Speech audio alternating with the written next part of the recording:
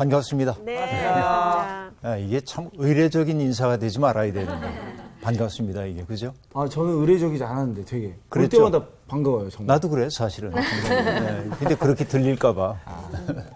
여러분 살다 보면 아주 우리가 시간을 들여가지고 감당해야 하는 일이 있는데 되게 중간에서 중동부의해버리는 경우가 있죠. 작심삼일. 네, 있죠. 네, 그죠? 그래서 어떤 분이 그렇게 얘기했어요. 새해가 되어가지고 좀 올해는 내가 새롭게 살 거야. 이렇게 작정하면 사흘은 간다고 그러죠. 네. 그래서 자기는 사흘에 한 번씩 작정하기로 했대요. 그것도 괜찮아요. 그러신 분들이 있어요. 근데 사흘에 한 번씩 작정하기로 한 그 작정을 지키기가 어려워. 맞아요. 그게 문제는 그런 데 있죠. 옛날에 그 공부하고 그럴 때 이제 외국 책들 읽어야 할 때 이렇게 두꺼운 책 만나면 이거 언제 다 읽지? 근데 처음부터 끝까지 한번 쭉 큰 책을 읽고 나면 그 다음에 큰 두려움이 없어요, 읽는 것이. 근데 문제는 뭐냐면 다 읽었는데 아무것도 기억은 안 나. 뭘 읽었는지. 네. 그럼에도 불구하고 무의미하지 않아요, 그게. 그렇죠. 뿌듯하죠. 뿌듯하죠. 여러분들에게 오늘 내가 뿌듯함을 선사하려고 그럽니다. 이게 뭐냐면 우리 시편 119편을 공부해 왔는데 네. 길었죠. 길었어요. 이게 여러분 복습 삼아 얘기하면 22개의 히브리어 알파벳을 각각 8절씩 노래해가지고 176절까지 있잖아요. 네. 성경 가운데 가장 길죠. 그러니까 어떻게 보면은 22절짜리 시가 8편이 있는 셈이고 또 그쵸. 8절짜리로 얘기하면 22편이 있는 거고 네. 어마어마하게 길었어요. 오늘 그 마지막 부분을 공부해요. 드디어. 그럼 우린 드디어 시편 119편을 처음부터 끝까지 공부한 사람이 되는 거예요. 예. 괜찮죠? 네. 살면서 처음이다 이런 적. 살면서 처음이에요. 오늘 수업 시편 72강 주의 말씀은 내 발의 등 5. 오늘 우리가 공부하게 될 내용은 137절부터이거든요. 네. 137절부터 정규 씨부터 좀 읽어주실까요? 네. 여호와여, 주는 의로우시고 주의 판단은 옳으니이다. 주께서 명령하신 증거들은 의롭고 지극히 성실하니이다. 내 대적들이 주의 말씀을 잊어버렸으므로 내 열정이 나를 삼켰나이다. 주의 말씀이 심히 순수함으로 주의 종이 이를 사랑하나이다. 내가 미천하여 멸시를 당하나 주의 법도를 잊지 아니하였나이다.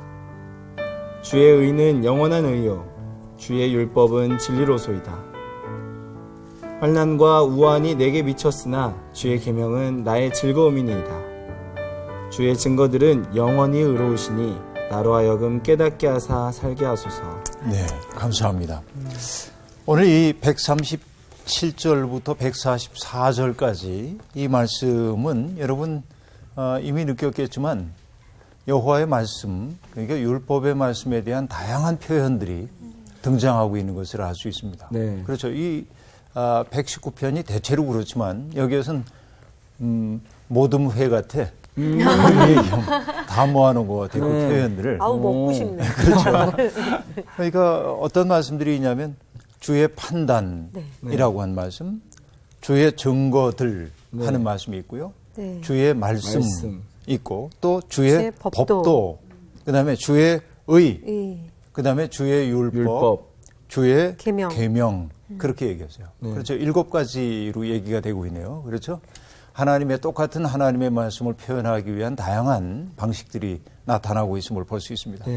그런데 여러분 이렇게 각각 7가지로 얘기를 하고 보니까 조금씩 그 서술하는 내용들이 다른 것을 알 수 있어요. 주의 판단은 어떻다고 하냐면 옳습니다 하고 말했어요. 주님의 판단은 옳습니다 하는 얘기. 또 주님의 증거들은 의롭고 성실합니다 하는 표현이 나오죠. 네. 그다음에 주님의 말씀은 순수합니다. 여러분 우리 알고 있죠. 그 도가니에 단련한 은같이 7번 단련한 은 같다 말씀이 그런 얘기도 나오는데 그렇죠.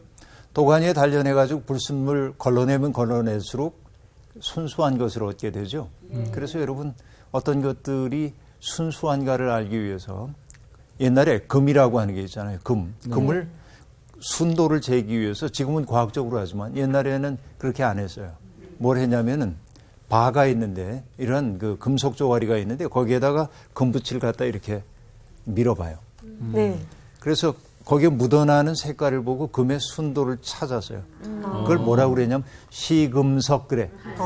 시금석이란 말 들어봤죠? 네, 네. 시금석이라는 게 그거야. 금의 순도를 실험하는 돌이에요. 이게. 옛날에 리디아 왕국이 금이 많이 났다고 얘기를 하는데 거기에서 유명한 신화 속의 인물이 있죠. 손만 대면은 금으로 변하는 마이다스 왕이라는 사람 네, 네. 들어보셨죠? 네. 손만 대면 금으로 바뀌죠. 근데 사실은 그 리디아 왕국에 금이 굉장히 많았다고 그럽니다. 그래서 부유하거든요. 그래서 유명한 사람이 크로이소스라고 하는 왕이 있는데 자기가 세상에서 가장 부유하다고 생각하고 자기가 제일 행복한 사람이라고 생각을 했어요. 그런데 아테네의 현인이었던 솔론이라고 하는 사람에게 물어요. 세상에서 제일 행복한 사람이 누굽니까? 크로이소스가 기대한 건 뭐냐면 임금님입니다. 이 소리 듣고 싶었는데 아니야, 전혀 아니야. 그래서 실망하는 얘기가 나옵니다. 이게 헤로도투스의 역사라고 하는 책에 나오는 얘기인데 얘기가 곁길로 갔습니다만은 어쨌든 여러분 시금석이라고 얘기를 하고 있는데 하나님의 말씀이라고 하는 것이 우리 삶을 바라보는 우리의 삶을 가늠해보는 시금석이 되고 있어요. 하나님의 말씀은 순수하다. 불순물이 거기 껴있지 않다. 그러니까 인간의 욕망이 개입하고 있지 않은 것이죠. 여러분 우리가 어떤 사람을 바라볼 때 예를 들어서 내가 나온 씨를 바라봐.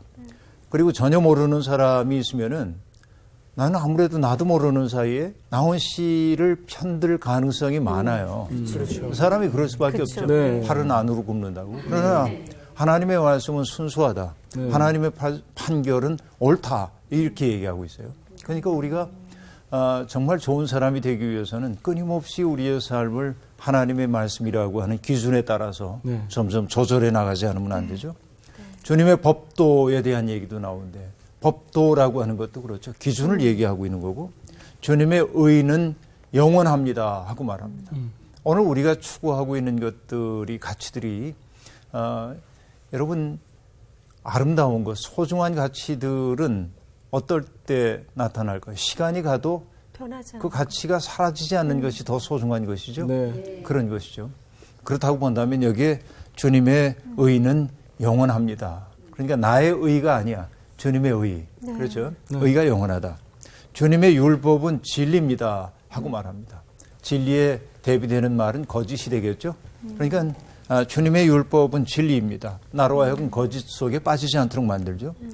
주님의 계명은 또한 우리의 삶에 즐거움을 줍니다 하고 말합니다. 여러분 어찌 생각해 보면 주님의 율법은 때때로 우리에게 부담이 되기도 하잖아요.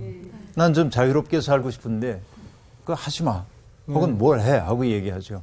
그런데 여기에서 즐겁다라고 하는 것은 그것을 지켜갔을 때 생기는 내면의 기쁨 같은 것들 얘기하는 거죠. 사람들이 여러분 늘 드린 말씀입니다만 사람이 밥만 먹고 살지 않거든요. 뭘 먹고 살아요? 의미. 지난주에도 내가 맞힌 것 같아요. 네, 의미 먹고 살잖아요. 의미를 또 다른 말로 얘기하면 보람. 어떤 일이 보람이 있으면 사람 살잖아요. 네, 그렇죠. 그러니까 이 현대 문명이 참 우리로 하여금 삶을 피상적으로 만드는 것은 사람이 밥만 먹고 사는 사람인 것처럼 자꾸 우리를 이끌어가요. 네. 그렇죠. 그러나 보면 밥이 많아져도 넉넉해져도 내 삶의 의미를 내가 찾을 길이 없으면 인생 공허하잖아요. 네. 쓸쓸하고 우울해지고. 그런데 삶의 의미라고 하는 층위가 채워지면 조금 부족해도 괜찮아. 이렇게 말할 수 있잖아요. 이게 이제 의미의 층위라고 볼 수 있죠. 근데 이게 의미와 마찬가지로 주님의 법도와 계명을 지켜감을 통해서 세상이 주는 것과 같지 않은 즐거움이 우리에게 있다. 그런 얘기죠. 자, 그럼 여러분 이렇게 보십시다. 하나님이 계세요. 하나님이 자, 나라고 하는 존재에게 말씀을 주셨어. 그렇죠? 네. 하나님의 말씀이 이렇게 나타나요.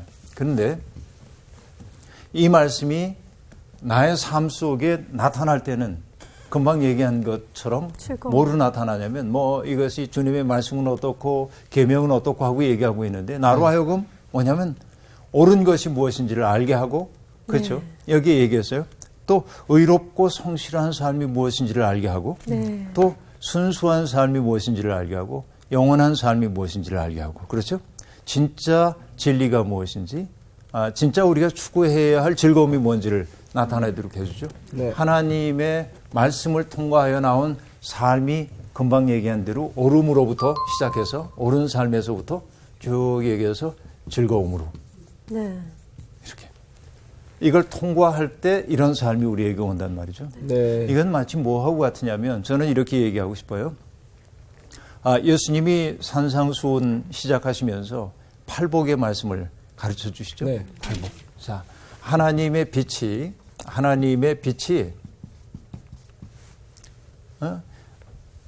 프리즘을 통과해요. 이게 프리즘이 뭔지 아시죠? 네. 프리즘을 통과하면 이게 여기 빛이 프리즘을 통과하면은 쫙 나눠지죠. 이렇게 네. 나눠져요, 빛이. 그래서 여기 나타나는 게 우리가 빨주노초 반환보 그러는데 여러분 심령이 가난한 자가 복이 있다 하는 그 말씀 한마디 속에 하나님의 말씀의 빛이 딱 비춰졌을 때 어떤 결과들이 오냐면 나를 통과할 때 어떤 내용들이 오냐면 이제 그 애통하는 마음이 내 속에 생겨요.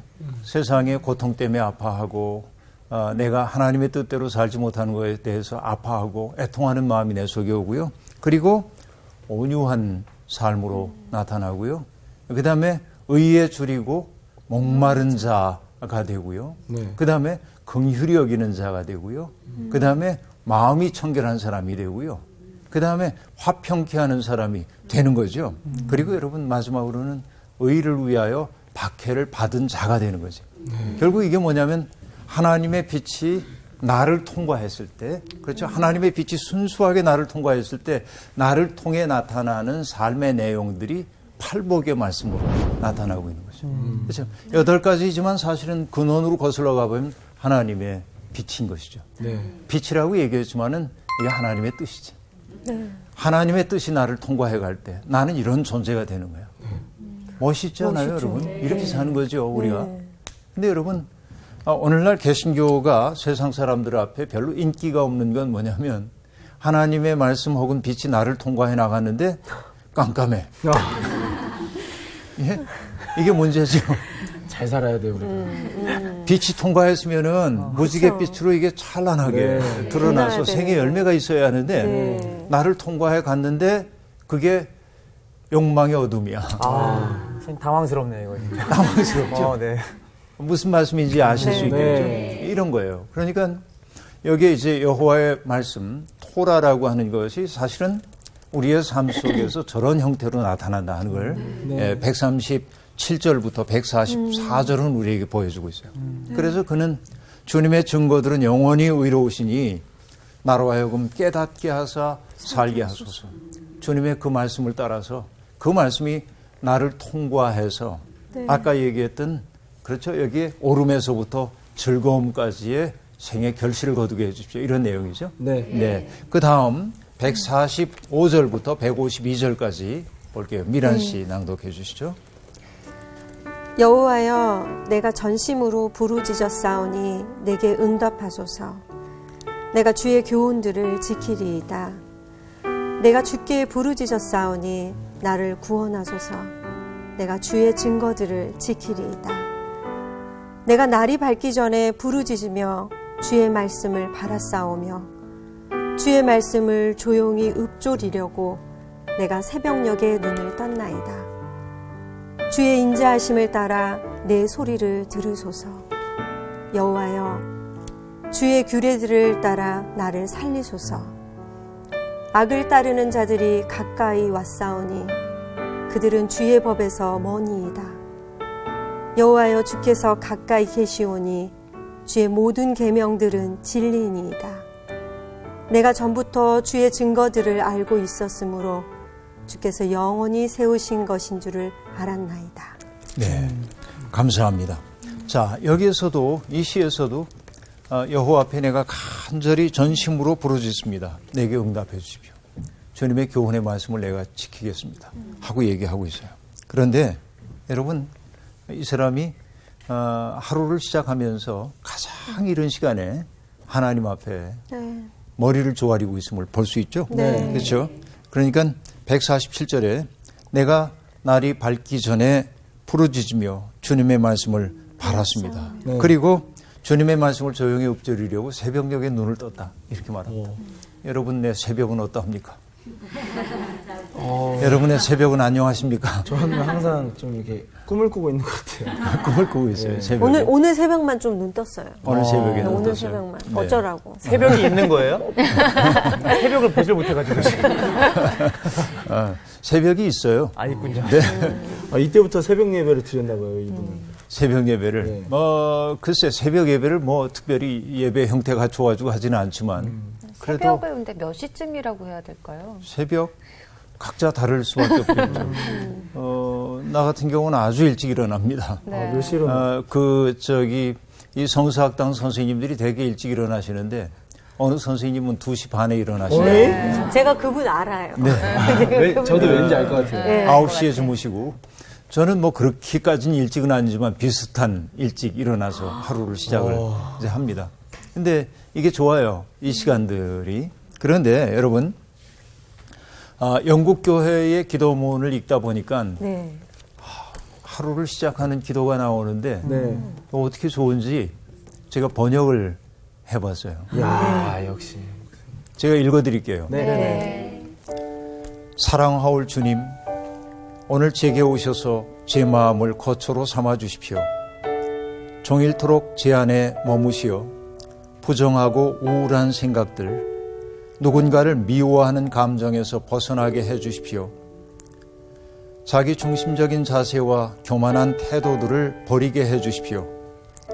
주님의 영이 제 삶을 힘있게 움직여 가시도록 깨끗하고 겸손한 마음을 지닐 수 있게 해 주십시오.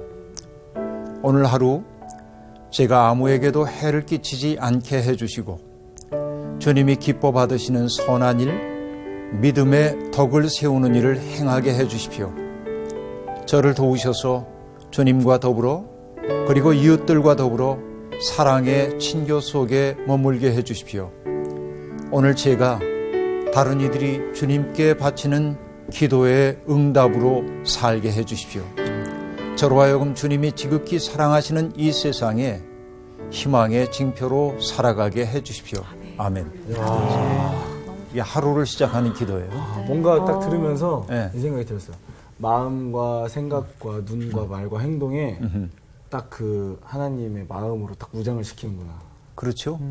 근데 이 기도 가운데서 이런 기도 내용이 있죠. 오늘 제게 오셔서 내 마음을 주님의 거처로 삼아 주십시오. 내 마음을 주님의 거처로 삼아 주십시오. 그러면 주님의 마음이 내 속에 들어와 있으면 네. 저는 이렇게 얘기해요. 주님의 마음이 나한테 있으면 내 앞에 있는 사람 누구도 함부로 대할 수 없어요. 그렇죠. 맞아요. 그렇죠? 네. 그래서 우리가 주님의 마음을 내 속에 모시고 산다고 하는 거, 성령의 충만함이라고 하는 거, 그런 것은 다른 거 아니야.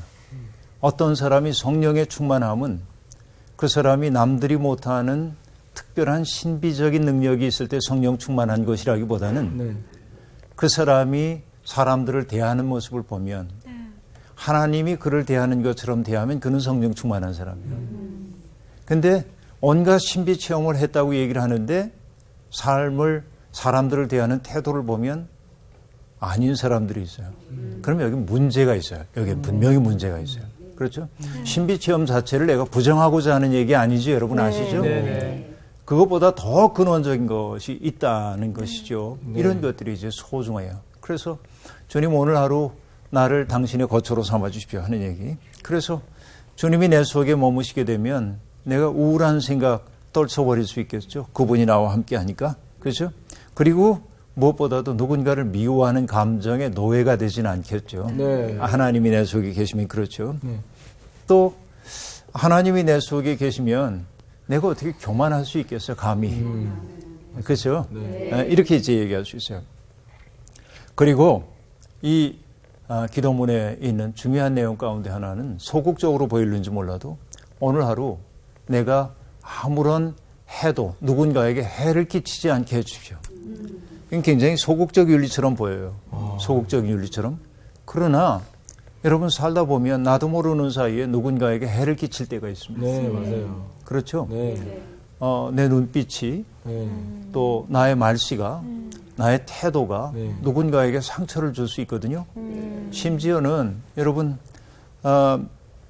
내가 입고 있는 옷이 예컨대 내가 경제적으로 능력이 있어가지고 뭐 내 자유지 뭐 그러고서는 수백만 원짜리 옷을 입었어요. 근데 교회 공동체에 있는 사람들 가운데 끼니가 어려운 사람들이 있으면 네. 나를 보고 상처 입겠죠. 그렇죠. 그러면 여러분 교인답게 산다고 하는 건 뭐냐?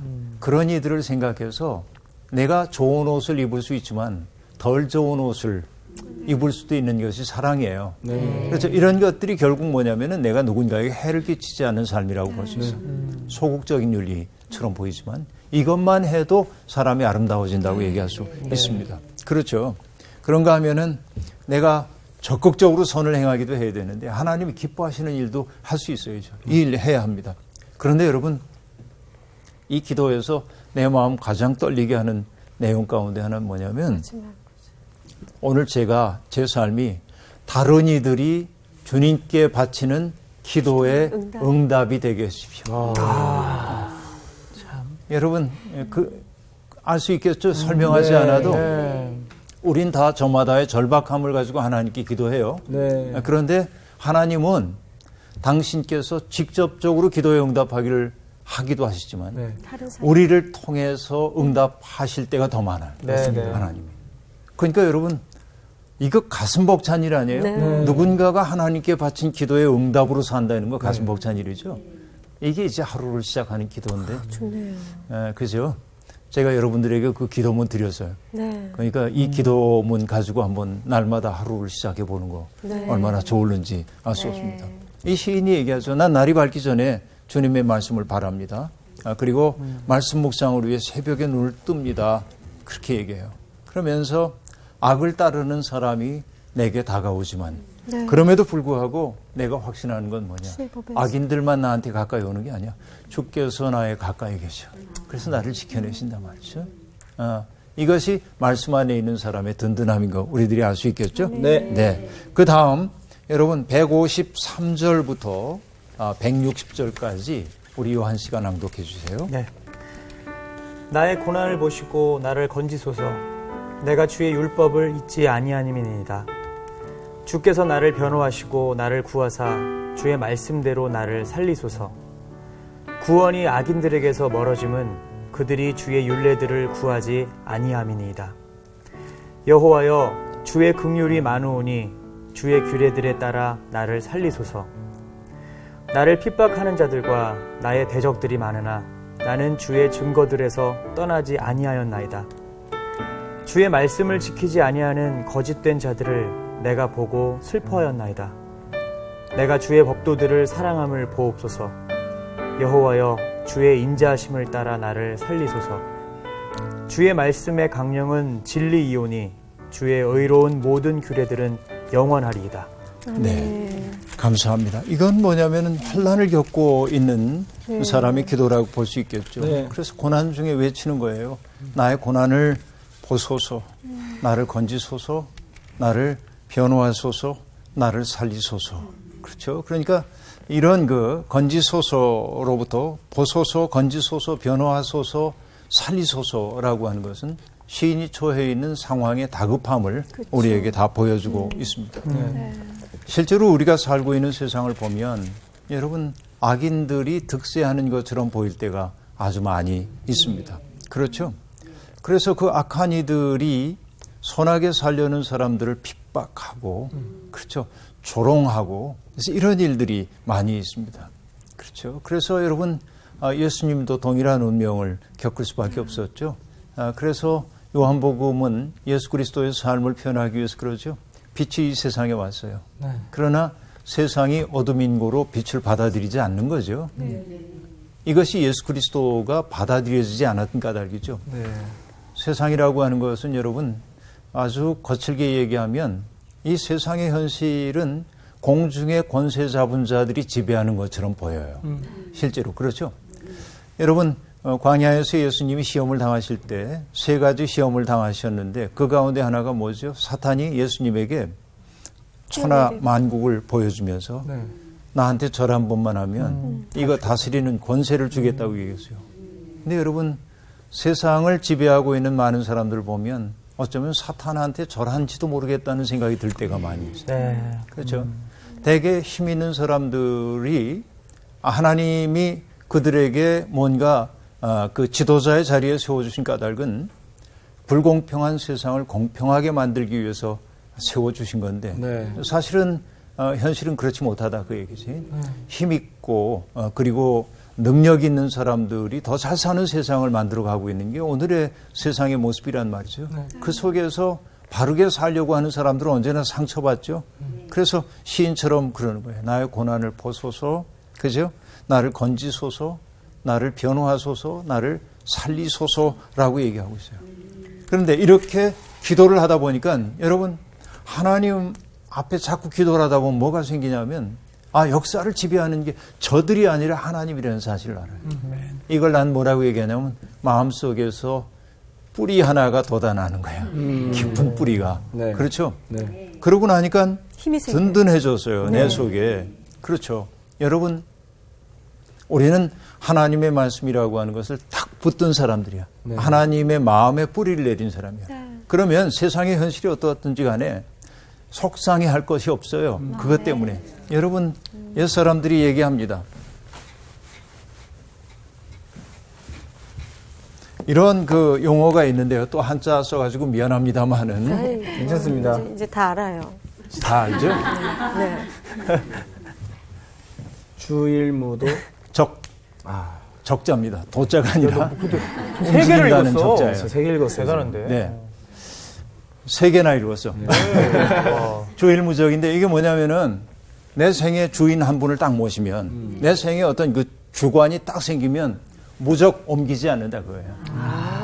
이리저리 왔다 갔다 하지 않고 그걸 든든히 붙잡는 거야. 그렇죠. 하나님의 사람이라고 하는 이들은 어떤 사람들이냐면 우리 하나님 세상 만물을 창조하시고 섭리하신 그 하나님이 우리를 붙드셨죠. 그럼 우리들이 해야 하는 일은 뭡니까? 흔들리죠. 그분을 붙잡고 흔들리지 않는 거예요. 주일무적하는 거예요. 저는 주일무적이 주님 한 분으로 난 무적이 됩니다. 난 무적이다. 그것도 멋있네. 적자, 그건 이제 원수를 뜻하는 적자를 넣으면 그렇게 되기도 하겠죠. 인자무적이란 말도 있죠. 그러니까 어쨌든 이런 것이라고 우리들이 볼 수 있어요. 그러니까 그는 세상에서 환난과 핍박을 당하고 어려움을 겪어요. 그래서 부르짖어요. 내가 견디기 어렵습니다. 근데 그렇게 하나님께 부르짖다 보니까 자기 내면 속에 뿌리 하나가 생기는 걸 알아서 주님이 나와 함께 계시죠. 그렇죠? 그래서 그가 하는 얘기는 뭡니까? 주님의 긍휼하심과 인자하심이 나를 살립니다. 그 얘기예요. 하나님의 부르심과 사랑은 철회되지 않습니다. 그렇죠? 이게 바울 사도가 로마서에서 했던 말이죠. 그러니까 주님의 부르심 그건 철회되지 않아. 그걸 아니까 든든한 거예요. 내면 속에. 그렇죠? 그게 그 내용이었어요. 그 다음에 161절부터 168절까지를 낭독해 주시죠. 고관들이 거짓으로 나를 핍박하오나 나의 마음은 주의 말씀만 경외하나이다. 사람이 많은 탈취물을 얻은 것처럼 나는 주의 말씀을 즐거워하나이다. 나는 거짓을 미워하며 싫어하고 주의 율법을 사랑하나이다. 주의 의로운 규례들로 말미암아 내가 하루 7번씩 주를 찬양하나이다. 주의 법을 사랑하는 자에게는 큰 평안이 있으니 그들에게 장애물이 없으리이다. 여호와여, 내가 주의 구원을 바라며 주의 계명들을 행하였나이다. 내 영혼이 주의 증거들을 지켰사오며 내가 이를 지극히 사랑하나이다. 내가 주의 법도들과 증거들을 지켰사오니 나의 모든 행위가 주 앞에 있음이니이다. 고맙습니다. 여기 보면 고관들 얘기가 먼저 나오죠. 고관들이 거짓으로 나를 핍박합니다. 이렇게 말했어요. 이것이 이제 이 시의 상황이라고 볼 수 있습니다. 고관들이라고 하는 것은 앞에도 얘기했지만은 뭐 정치적인 지도자만을 얘기하는 게 아니고 사실 예언자들이 예언을 할 때 사람들을 비난하죠. 고발하죠. 죄를. 그런데 대개 그 죄의 고발의 대상이 되고 있는 사람들은 어떤 사람들인가요? 정치 지도자들, 종교 지도자들. 그래서 이런 사람들이에요. 네.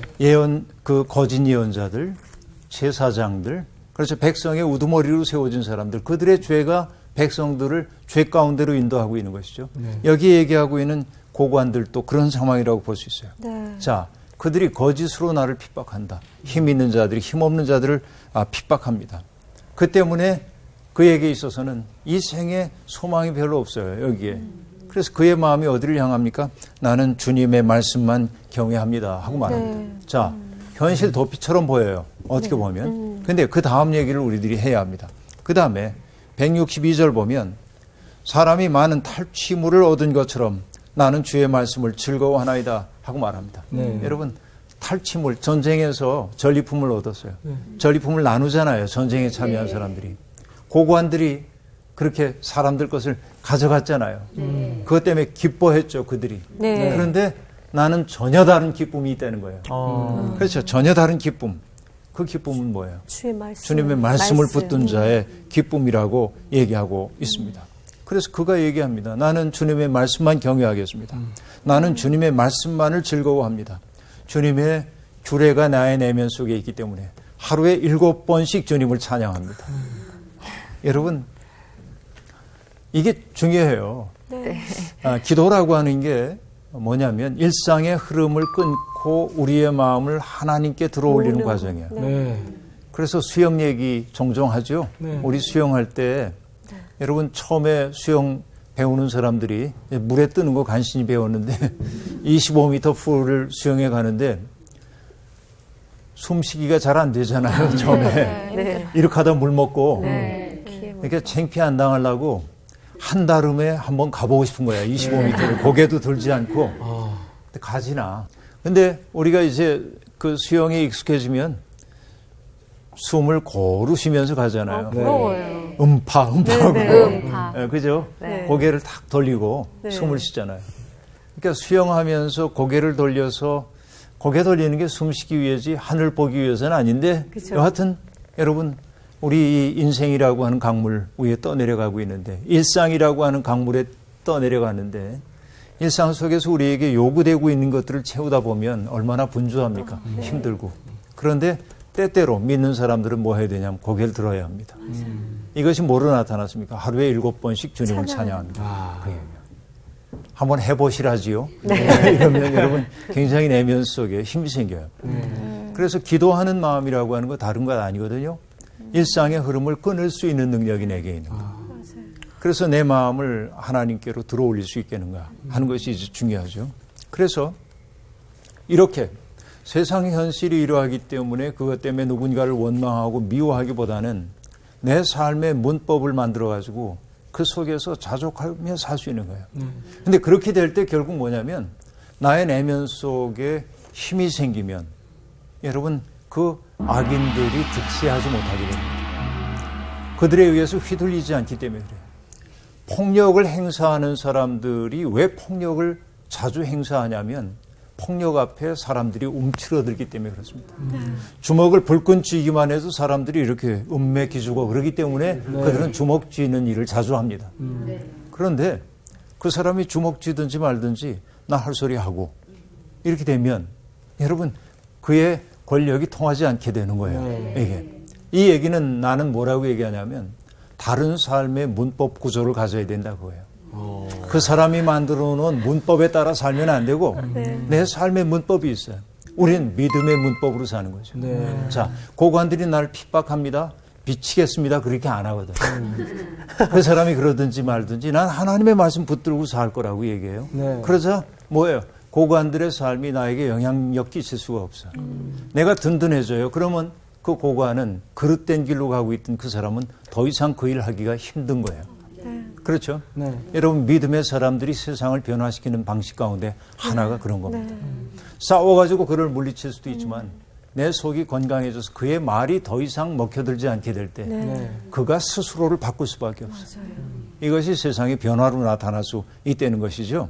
네, 그렇게 해서 주님의 법을 사랑하는 사람에게 주어지고 있는 것이 뭐냐? 샬롬, 평화. 장애물 없는 삶을 살게 된단 말이죠. 다른 삶의 가능성을 열어 보여주고 있죠. 아주 멋진 삶을 보여줘요. 자, 드디어 우리 마지막 대목에 이르렀습니다. 우리 마지막이니까 미란 씨가 낭독해 주세요. 네. 169절부터죠. 네. 여호와여 나의 부르짖음이 주의 앞에 이르게 하시고 주의 말씀대로 나를 깨닫게 하소서. 나의 간구가 주의 앞에 이르게 하시고 주의 말씀대로 나를 건지소서. 주께서 율례를 내게 가르치심으로 내 입술이 주를 찬양하리이다. 주의 모든 계명들이 의로움으로 내 혀가 주의 말씀을 노래하리이다. 내가 주의 법도들을 택하여 싸우니 주의 손이 항상 나의 도움이 되게 하소서.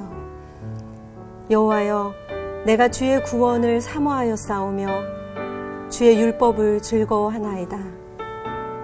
내 영혼을 살게 하소서. 그리하시면 주를 찬양하리이다. 주의 규례들이 나를 돕게 하소서.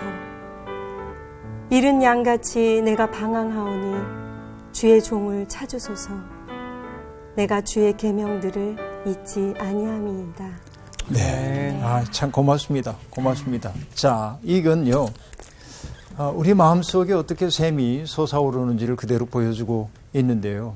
자, 우리는 부르짖죠. 이 땅에서. 부르짖어요. 하나님 하고 부르짖을 수 있지만, 이것도 부르짖음이에요. 그렇죠? 현실이 왜 이래? 너무 힘들어. 그러죠?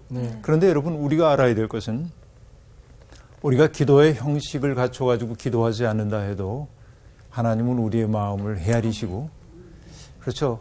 한숨 소리를 기도로 들으시는 분이지요. 이게 중요하죠. 마치 어떻습니까? 말 못하는 어린아이가 울어요. 그럼 엄마는 알아차려요. 얘가 배가 고프구나. 혹은 기저귀를 갈아줄 때가 됐구나. 그렇죠?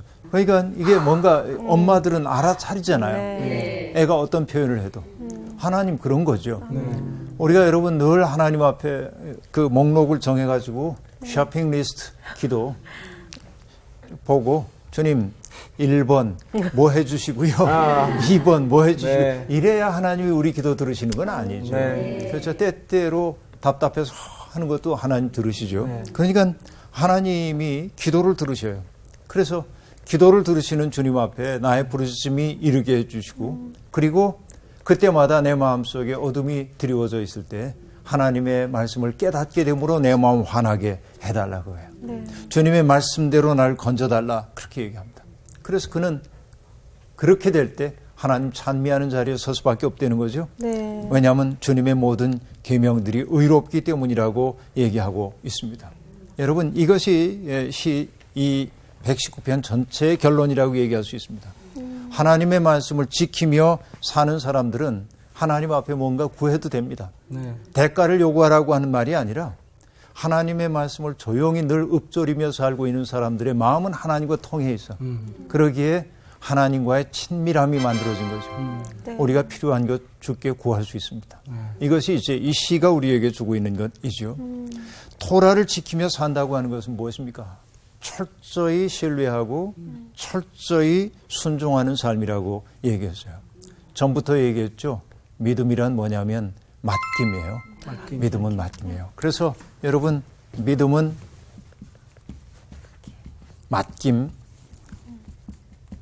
그래서 이것을 뭘 어떻게 나를 맡길 수 있냐면, 내가 이 물속에 빠져들 텐데, 그런데 우리가 가져야 할 믿음이란 뭡니까? 하나님의 부력을 신뢰하는 거예요. 하나님의 부력, 우리를 둥실 물 위에 떠오르게 하는 하나님의 부력을 신뢰하는 거죠. 삶이 고단할 수 있습니다. 고단할 수밖에 없죠. 시간 속에 사는 삶이 그럴 수밖에 없어요. 그러나 하나님의 부력이 우리를 띄워 올리게 될 겁니다. 그렇죠? 이 말씀 붙잡고 사는 사람들의 삶은 바로 그런 의미에서 든든할 수밖에 없다 하는 이야기죠. 여러분, 평강의 길이 여기에 있습니다. 자, 아까 저게 아직 지우지 않고 있네요. 어떤 말? 조일무적. 네. 조일무적. 하나님의 말씀을 내 삶의 중심으로 딱 삼았으면 흔들리지 않으면 됩니다. 네. 세상이 우리를 흔든다 할지라도. 네. 그렇죠. 뿌리 깊은 나무는 바람에 아니 밀새. 그렇죠? 네. 흔들리지 않는 거예요. 네. 하나님의 말씀 붙잡은 사람의 삶이 그래요. 그래서 하나님의 말씀을 갖고 산다고 하는 것은 입장이 있는 사람이 되는 거예요. 입장이 있어요. 입장이란 설립자가 있잖아요. 네. 선 사람이 되는 데 있다. 네. 그런 얘기예요. 그래서 여러분의 삶도 하나님 말씀 꼭 붙잡고 우리를 사방에서 뒤흔드는 바람이 불어올 때도 흔들리지 않는 든든함이 여러분 내면 속에 생겨나길 바랍니다. 네. 오늘 강의 여기서 마칠게요. 고맙습니다, 여러분. 감사합니다. 축하드립니다. 119편을 오늘 또 마무리하는. 진짜. 저는 또 선생님이 또 딱 마지막에 119편에 대한 정리를, 총정리를 딱 해주신 것 같아요. 네, 그러니까 저도 말씀 딱 보면서 하나님의 말씀을 붙잡고 하나님과 더 친밀해지는 그 시인을 봤거든요. 근데 네, 진짜 그렇게 살아야겠다라는 생각을 되게 많이 했어요. 말씀으로 묵상하면서 다른 사람이 갖고 있는 어떤 문법대로 사는 게 아니라 믿음의 문법대로 살아야 돼요. 명확히 표현해요. 네, 너무 눈에는 눈, 이에는 이로 했던 것 같아요. 진짜. 나를 핍박하면 난 더 핍박하고. 이제 적당히 좀 해요. 주일무적 편이 끝났으니까 이제 다. 주일무적. 주일무적 맞습니다. 주일무적. 자, 갈까요? 오랜만에 수영하러 갈까요? 네, 주일무적. 이번 주 퀴즈입니다. 다윗은 헤브론과 예루살렘에서 각각 몇 년 동안 통치하였나요? 1번 헤브론 3년, 예루살렘 5년. 2번 헤브론 10년, 예루살렘 23년. 3번 헤브론 7년 반, 예루살렘 33년. 정답을 아시는 분은 CBS 성사학당 홈페이지에 정답을 올려주시거나 우편으로 보내주시면 됩니다. 보내실 곳은 서울특별시 양천구 목동 서로 159-1 CBS 성사학당 담당자 앞입니다. 연락처를 꼭 남겨주세요. 선정되신 분들에게는 대한성서공회에서 성경, 송태근 선생님의 내가 어디 있느냐, 하나님의 꿈꾸는 교회, 김기석 선생님의 일상순례자, 신우인 선생님의 땅과 하늘의 갈림길에서, 이영재 선생님의 이삭 이야기 가운데 하나를 드립니다.